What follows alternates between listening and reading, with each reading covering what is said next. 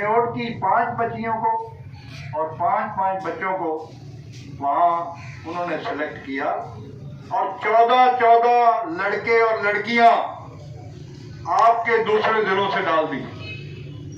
और सुनने में ये आया है कि करप्शन की गई है, सीटें बेची गई हैं। बलूचिस्तान के बच्चे भी यहाँ चिन्नौट में अब तैनात हो गए।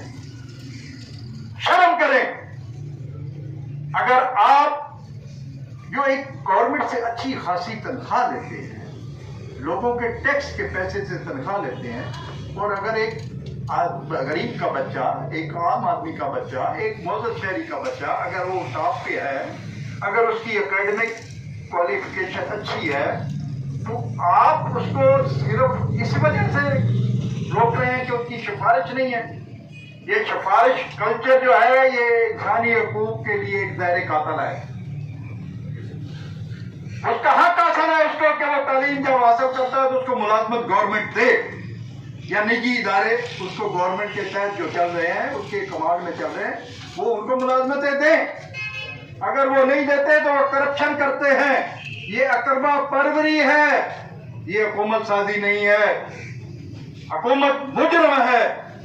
मैं चीफ सेक्रेटरी पंजाब और सेक्रेटरी हेल्थ और वजीरे सेहत मलक अख्तर साहब से ये दरख्वास्त करता हूं कि ये जैसे उन्होंने एक और किसी इलाके में मुजफ्फरगढ़ में ये जो करप्शन की बुनियाद पे तैनाती, ये जो कॉन्ट्रैक्ट बेस पे हुई है, ये आर्जी सी सीटें होती हैं, तो खुदारा इनमें तो करप्शन से बाज आ जाओ। लोगों से आपने किन्ने किन्ने लाख रुपए लिए हैं, अब वो आके क्या डिलीवर करेगा? जो बच्चा रिश्वत दे के आया तो रिश्वत पे लगा रहेगा। आप बच्चों को ये सबक दे रहे हैं कि वो करप्शन करके आए और आगे करप्शन करता जाए। लानत है ऐसी सोच पर। हम कंडेम करते हैं ऐसे जो मुआहदे हैं और ऐसे मामलात हैं।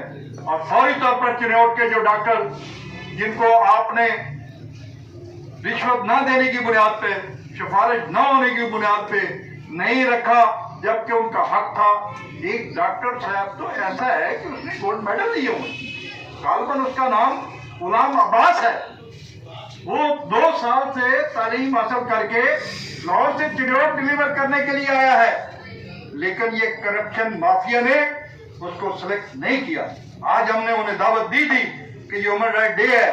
हर उस इंसान का ये दिन है कि जिसके हकूक सल्ब हो रहे, चाहे वो जिस सतह का भी है। हमारे लिए सब बराबर है। हम उनके साथ कंधे से कंधा मिलाकर खड़े हो।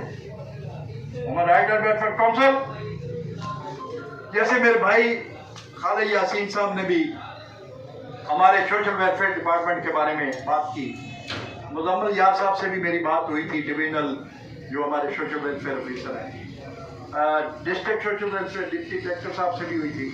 और कुछ मजबूरियाँ भी होती हैं, लेकिन उनको चाहिए था कि जो हमारी NGO के सरबराह है तहसील सदर के, कम से कम उन्हीं पे ये नसीम साहब हमारे अजीज हैं, आए बैठे हैं।